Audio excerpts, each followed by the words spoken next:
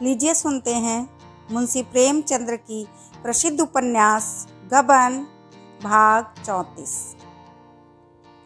Police station के दफ्तर में इस समय बड़ी मेज के सामने 4 आदमी बैठे हुए थे। एक दारोगा थे, गोरे से शौकीन, जिनकी बड़ी बड़ी आंखों में कोमलता की झलक थी। उनकी बगल में नायाब दारोगा थे, वो यह सिख थे, बहुत हंसमुख, सजीवता के पुतले, गेहुआ रंग, सुडौल, सुगठित शरीर, सिर पर केस था, हाथों में करे और सिगार से परहेज न करते थे। मेज की दूसरी तरफ इंस्पेक्टर और डिप्टी सुपरिटेंडेंट बैठे हुए थे। इंस्पेक्टर अधेर, सांवला, लंबा आदमी था, कौड़ी की सी आंखें, फूले हुए गाल और ठिगना कद। डिप्टी सुपरिटेंडेंट लंबा, छरहरा जवान था, बहुत ही विचारशील और अल्पभाषी। इसकी लंबी नाक और ऊंचा मस्तक उसकी कुलीनता के साक्षी थे। डिप्टी ने सिगार का एक कश लेकर कहा, बाहरी गवाहों से काम नहीं चल सकेगा, इनमें से किसी एक को अप्रूवर बनना होगा और कोई अल्टरनेटिव नहीं है। इंस्पेक्टर ने दारोगा की ओर देखकर कहा, हम लोगों ने कोई बात उठा तो नहीं रखी, हलफ से कहता हूँ, सभी तरह के लालच देकर हार गए। सबों ने ऐसी गुट कर रखी है कि कोई टूटता ही नहीं। हमने बाहर के गवाहों को भी आजमाया, पर सब कानों पर हाथ रखते हैं। डिप्टी, उस मारवाड़ी को फिर आजमाना होगा, उसके बाप को बुलाकर खूब धमकाइए, शायद इसका कुछ दबाव पड़े। इंस्पेक्टर, हलफ से कहता हूँ, आज सुबह से हम लोग यही कर रहे हैं। बेचारा बाप लड़के के पैरों पर गिरा, पर लड़का किसी तरह राजी नहीं होता। कुछ देर तक चारों आदमी विचारों में मगन बैठे रहे। अंत में डिप्टी ने निराशा के भाव से कहा, मुकदमा नहीं चल सकता, मुफ्त का बदनामी हुआ। इंस्पेक्टर, 1 हफ्ते की मोहलत और लीजिए, शायद कोई टूट जाए। यह निश्चय करके दोनों आदमी यहाँ से रवाना हुए। छोटे दारोगा भी उसके साथ ही चले गए। दारोगा जी ने हुक्का मंगवाया कि सहसा एक मुसलमान सिपाही ने आकर कहा, दारोगा जी लाइए, कुछ इनाम दिलवाइए। एक मुलजिम को सुबह पर गिरफ्तार किया है, इलाहाबाद का रहने वाला है, नाम है रमानाथ। पहले नाम और सकूनत दोनों गलत बतलाई थी। देवी दिन खटिक जो नुक्कर पर रहता है, उसी के घर ठहरा हुआ है। जरा डांट बताइएगा तो सब कुछ उगल देगा। दारोगा, देवी दिन वही है ना जिसके दोनों लड़के? सिपाही, जी हाँ वही है। इतने में रमानाथ भी दारोगा के सामने हाजिर किया गया। दारोगा ने उसे सिर से पांव तक देखा, मानो मन में उसका हुलिया मिला रहे हो। तब कठोर दृष्टि से देखकर बोले, अच्छा यह इलाहाबाद का रमानाथ है? खूब मिले भाई, 6 महीने से परेशान कर रहे हो। कैसा साफ हुलिया है कि अंधा भी पहचान ले। यहाँ कब से आए हो? कांस्टेबल ने रमा को परामर्श दिया, सब हाल सच सच कह दो तो तुम्हारे साथ कोई सख्ती न की जाएगी। रमा ने प्रसन्नचित्त बनने की चेष्टा करके कहा, अब तो आपके हाथ में हूँ, रियायत कीजिए या सख्ती कीजिए। इलाहाबाद की म्यूनिसिपैलिटी में नौकर था, हिमाकत कहिए या बदनसीबी, चुंगी के 400 रुपये मुझसे खर्च हो गए। मैं वक्त पर रुपये जमा न कर सका, शर्म के मारे घर के आदमियों से कुछ न कहा, नहीं तो इतने रुपये इंतजाम हो जाना कोई मुश्किल न था। जब कुछ बस न चला तो वहां से भाग कर यहाँ चला आया। इसमें क्या हर्फ भी गलत नहीं है। दारोगा ने गंभीर भाव से कहा, मामला कुछ संगीन है। क्या कुछ शराब का चस्का पड़ गया था? मुझसे कसम ले लीजिए जो कभी शराब मुंह से लगाई हो। कांस्टेबल ने विनोद करके कहा, मोहब्बत के बाजार में लुट गए होंगे हुजूर। रमा ने मुस्कुरा कर कहा, मुझसे फाके मस्तों का वहां कहाँ गुजर। दरोगा, तो क्या हुआ? जुआ खेल डाला या बीवी के लिए जेवर बनवा डाले? रमा झेप कर रह गया। अपराधी मुस्कुराहट उसके मुख पर रोक पड़ी। दारोगा, अच्छी बात है, तुम्हें भी यहाँ खासे मोटे जेवर मिल जाएंगे। एकाएक बूढ़ा देवीदीन आकर खड़ा हो गया। दारोगा ने कठोर स्वर में कहा, क्या काम है यहाँ? देवीदीन हुजूर को सलाम करने चला आया। इन बेचारों पर दया की नजर रहे हुजूर, बेचारे बड़े सीधे आदमी हैं। दरोगा, बच्चा सरकारी मुलजिम के घर को छिपाते हो, उस पर सिफारिश करने आए हो? देवीदीन, मैं क्या सिफारिश करूंगा हुजूर, 2 कौड़ी का आदमी। दारोगा, जानता है इन पर वारंट है, सरकारी रुपये गबन कर गए हैं। देवीदीन, हुजूर भूल चूक आदमी से ही तो होती है, जवानी की उम्र है ही, खर्च हो गए होंगे। यह कहते हुए देवीदीन ने 5 गिन्नियां कमर से निकाल कर मेज पर रख दी। दरोगा ने तड़प कर कहा, यह क्या है? देवीदीन, कुछ नहीं, हुजूर को पान खाने को। दारोगा, रिश्वत देना चाहते हैं? क्यों? कहो तो बच्चा इसी इल्जाम में भेज दूं। देवीदीन, भेज दीजिए सरकार, घर वाली लकड़ी कफन की फिक्र से छूट जाएगी, वहीं बैठा आपको दुआ दूंगा।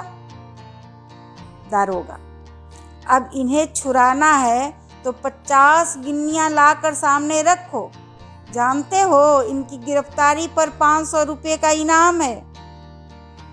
देवीदीन, आप लोगों के लिए इतना इनाम हुजूर क्या है, यह गरीब परदेसी आदमी है, जब तक जिएंगे आपको याद करेंगे।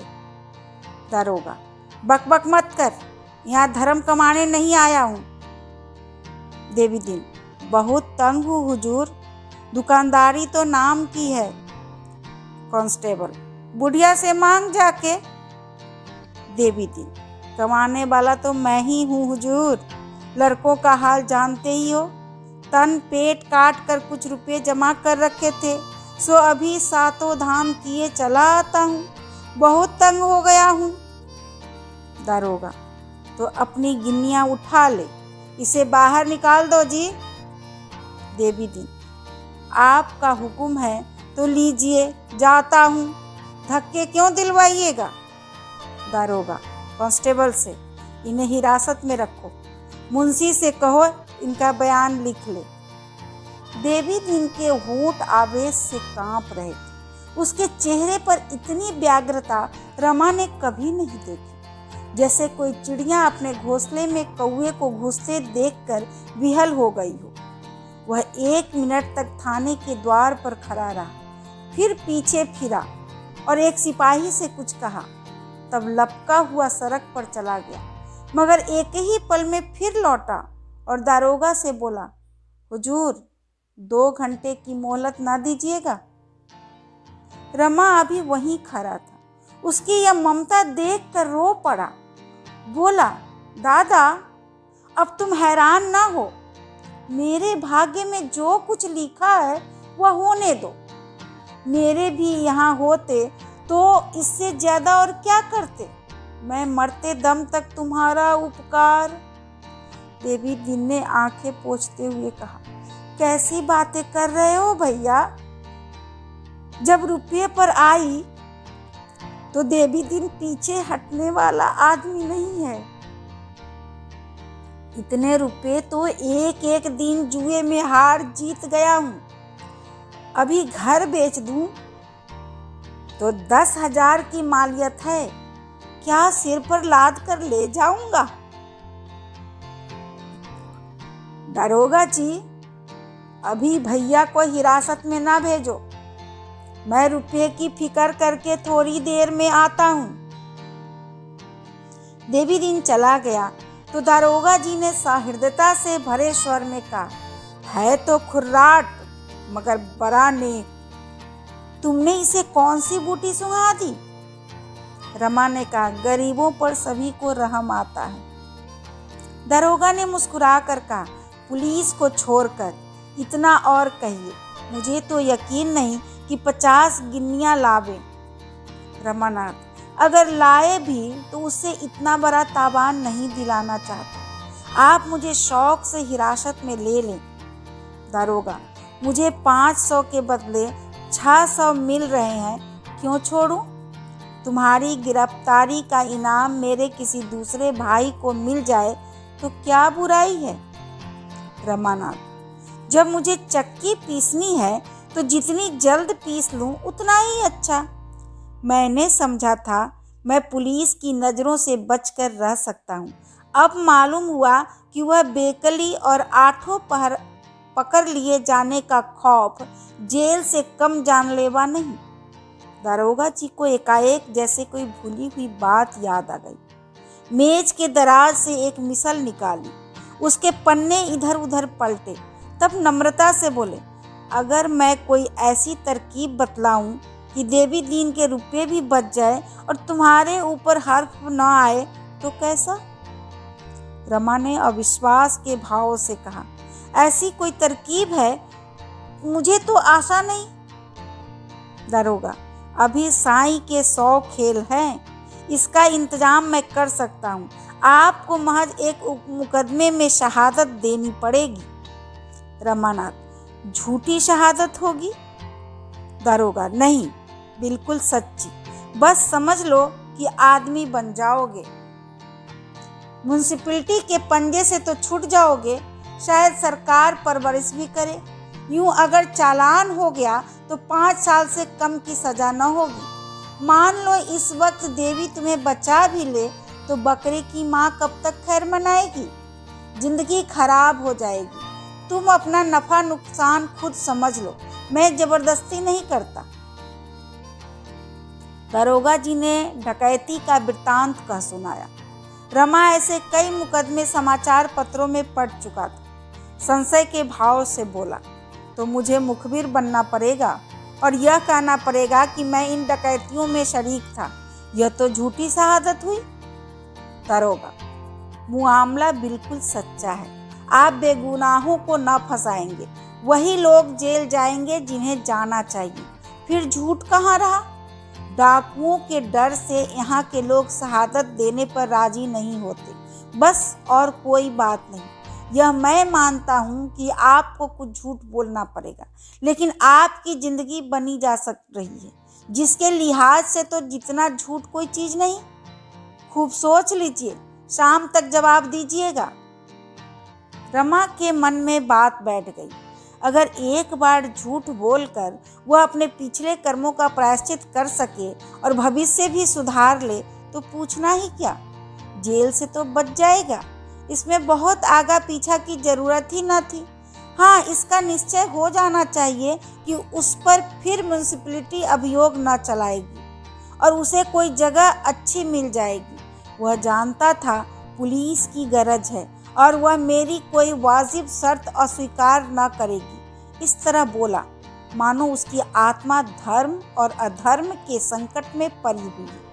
मुझे यही डर है कि कहीं मेरी गवाही से बेगुनाह लोग न फंस जाए। दारोगा, इसका मैं आपको इत्मीनान दिलाता हूँ। रमानाथ, लेकिन कल को म्युनिसिपैलिटी मेरी गर्दन नापे तो मैं किसे पुकारूंगा? दारोगा, मजाल है म्युनिसिपैलिटी चूं कर सके। फौजदारी के मुकदमे में मर्दुई तो सरकार ही होगी। जब सरकार आपको मुआफ कर देगी तो मुकदमा कैसे चलाएगी? आपको तहरीरी मुआफीनामा दे दिया जाएगा साहब। रमानाथ, और नौकरी? दारोगा, वह सरकार आप इंतजाम करेगी। ऐसे आदमियों को सरकार खुद अपना दोस्त बनाए रखना चाहती है। अगर आपकी शहादत बढ़िया हुई और उस फरीक की जिरहों के जाल से आप निकल गए तो फिर आप पारस हो जाएंगे। दारोगा ने उसी वक्त मोटर मंगवाई और रमा को साथ लेकर डिप्टी साहब से मिलने चल दिए। इतनी बड़ी कारगुजारी दिखाने में विलंब क्यों करते? डिप्टी से एकांत में खूब जीत उड़ाई।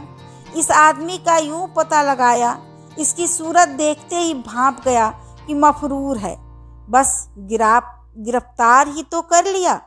बात 16 आने सच निकली, निगाह कहीं चुक सकती है। हुजूर, मुजरिम की आंखें पहचानता हूँ, इलाहाबाद की म्यूनिसिपैलिटी के रुपये गबन करके भागा है। इस मामले में शहादत देने को तैयार है। आदमी पढ़ा लिखा, सूरत का शरीफ और जहीन है। डिप्टी ने संदिग्ध भाव से कहा, हाँ, आदमी तो होशियार मालूम होता है, मगर मुआफीनामा लिए बगैर इसे हमारा एतबार न होगा। कहीं इसे यह शुबहा हुआ कि हम लोग इसके साथ कोई चाल चल रहे हैं तो साफ निकल जाएगा। डिप्टी, यह तो होगा ही। गवर्नमेंट से इसके बारे में बातचीत करना होगा। आप टेलीफोन मिलाकर इलाहाबाद पुलिस से पूछिए कि इस आदमी पर कैसा मुकदमा है। यह सब तो गवर्नमेंट को बताना होगा। दरोगा जी ने टेलीफोन डायरेक्टरी देखी, नंबर मिलाया और बातचीत शुरू। डिप्टी, क्या बोला? दरोगा, कहता है यहाँ इस नाम के किसी आदमी पर मुकदमा नहीं है। डिप्टी, यह कैसा है भाई? कुछ समझ में नहीं आता। इसने नाम तो नहीं बदल दिया? दरोगा, कहता है म्यूनिसिपैलिटी में किसी ने रुपये गबन नहीं किए, कोई मामला नहीं है। डिप्टी, ये तो बड़ा ताज्जुब की बात है। आदमी बोलता है हम रुपया लेकर भागा, म्यूनिसिपैलिटी बोलता है कोई रुपया गबन नहीं किया। यह आदमी पागल तो नहीं है? दरोगा, मेरी समझ में कोई बात नहीं आती। अगर कह दे कि तुम्हारे ऊपर कोई इल्जाम नहीं है तो फिर उसकी गर्द भी न मिलेगी। अच्छा, म्यूनिसिपैलिटी के दफ्तर से पूछिए। दरोगा ने फिर नंबर मिलाया, सवाल जवाब होने लगा। दरोगा, आपके यहाँ रमानाथ कोई क्लर्क था? जवाब, जी हाँ था। दरोगा, वह कुछ रुपये गबन करके भागा है? जवाब, नहीं, वह घर से भागा है पर गबन नहीं किया। क्या वह आपके यहाँ है? दरोगा, जी हाँ, हमने उसे गिरफ्तार किया है। वह खुद कहता है कि मैंने रुपये गबन किए। बात क्या है? जवाब, पुलिस तो लाल बुझक्कर है, जरा दिमाग लगाइए। दरोगा, यहाँ तो अकल काम नहीं करती। जवाब, यही क्या, कहीं भी काम नहीं करती। सुनिए, रमानाथ ने मिजान लगाने में गलती की, डर कर भागा। बात को मालूम हुआ कि तहवील में कोई कमी न थी। आई समझ में बात? डिप्टी, अब क्या करना होगा खां साहब? चिड़िया हाथ से निकल गया। दरोगा, निकल कैसे जाएगी हुजूर? रमानाथ से यह बात कही ही क्यों जाए? बस उसे किसी ऐसे आदमी से मिलने न दिया जाए जो बाहर की खबरें पहुंचा सके। घर वालों को उसका पता अब लग जाएगा ही। कोई न कोई जरूर उसकी तलाश में आवेगा। किसी को न आने दे। तहरीर में कोई बात न लाई जाए। जवानी इत्मीनान दिला दिया जाए। कह दिया जाए कमिश्नर साहब को मुआफीनामा के लिए रिपोर्ट की गई है, इंस्पेक्टर साहब से भी राय ले ली जाए। इधर तो यह लोग सुप्रिटेंडेंट से परामर्श कर रहे थे, उधर 1 घंटे में देवी दिन लौट कर थाने आया तो कांस्टेबल ने कहा, दरोगा जी तो साहब के पास गए। देवी दिन ने घबरा कर कहा, तो बाबूजी को हिरासत में डाल दिया? कांस्टेबल, नहीं, उन्हें भी साथ ले गए। देवी दिन ने सिर पीट कर कहा, पुलिस वालों की बात का कोई भरोसा नहीं। कहा गया कि 1 घंटे में रुपए लेकर आता हूँ, मगर इतना भी ना सब्र हुआ। सरकार से 500 तो मिलेंगे, मैं 600 देने को तैयार हूँ। हाँ, सरकार में कारगुजारी हो जाएगी और क्या, वहीं से उन्हें प्रयागराज भेज देंगे। मुझसे भेंट भी ना होगी, बुढ़िया रो रो कर मर जाएगी। यह कहता हुआ देवी दिन वहाँ जमीन पर बैठ गया। कांस्टेबल ने पूछा, तो यहाँ कब तक बैठे रहोगे? देवी दिन ने मानो कोड़े की काट से आहत होकर कहा, अब तो दरोगा जी से 2-2 बातें करके ही जाऊंगा, चाहे जेल ही जाना पड़े, पर फटकारूंगा जरूर, बुरी तरह फटकारूंगा। आखिर उनके भी तो बाल बच्चे होंगे, क्या भगवान से जरा भी नहीं डरते? तुमने बाबूजी को जाती बार देखा था, बहुत रंजीदा थे। कांस्टेबल, रंजीदा तो नहीं थे, खासी तरह हंस रहे थे। दोनों जने मोटर में बैठ कर गए हैं। देवी दिन ने अविश्वास के भाव से कहा, हंस क्या रहे होंगे बेचारे, मुंह से चाहे हंस ले, दिल तो रोता ही होगा। देवी दीन को यहाँ बैठे 1 घंटा भी न हुआ था कि सहसा जग्गो आ खड़ी हुई। देवी दीन को द्वार पर बैठे देखकर बोली, तुम यहाँ क्या करने लगे? भैया कहाँ है? देवी दीन ने मर्माहत होकर कहा, भैया को ले गए सुपरिटेंडेंट के पास। ना जाने भेंट होती है कि ऊपर ही ऊपर प्रयागराज भेज दिए जाते हैं। जग्गू, दरोगा जी भी बड़े वह हैं। कहा था इतना लेंगे, कहाँ लेकर चल दिए? देवी दीन, इसीलिए तो बैठा हूँ कि आवे तो 2-2 बातें कर लूँ।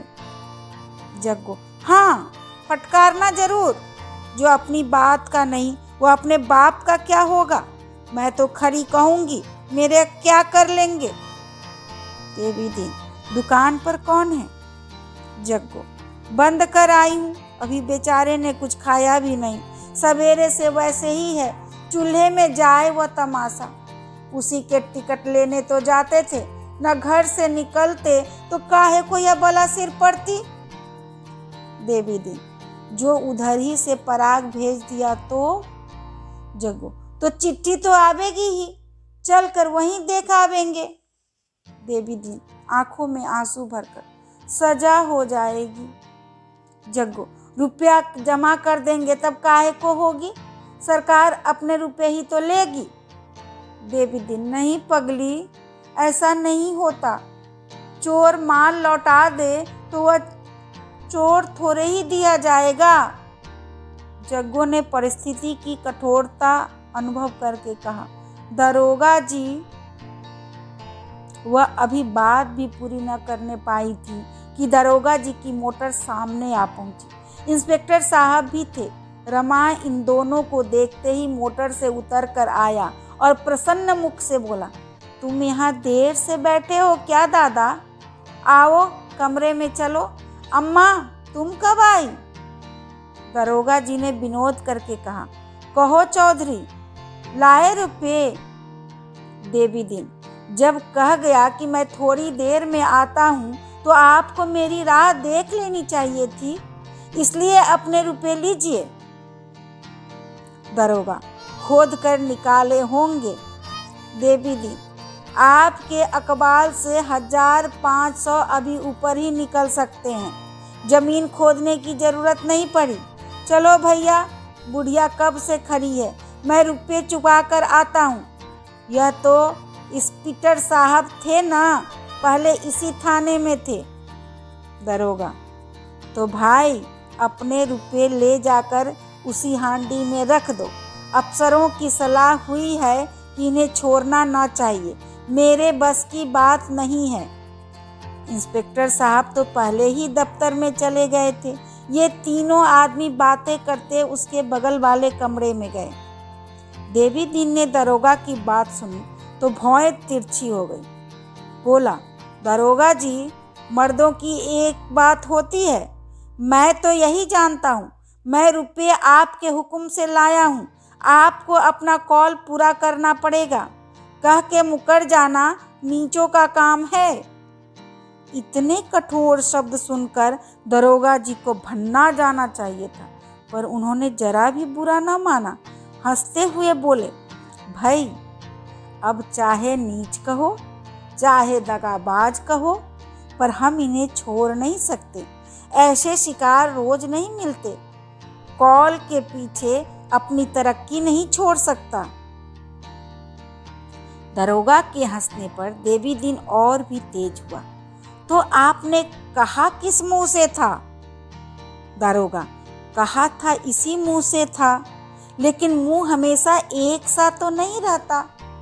इसी मुंह से जिसे गाली देता हूँ उसकी इसी मुंह से तारीफ भी करता हूँ। देवी दीन, तिनक कर यह मूछे मुड़वा डालिए।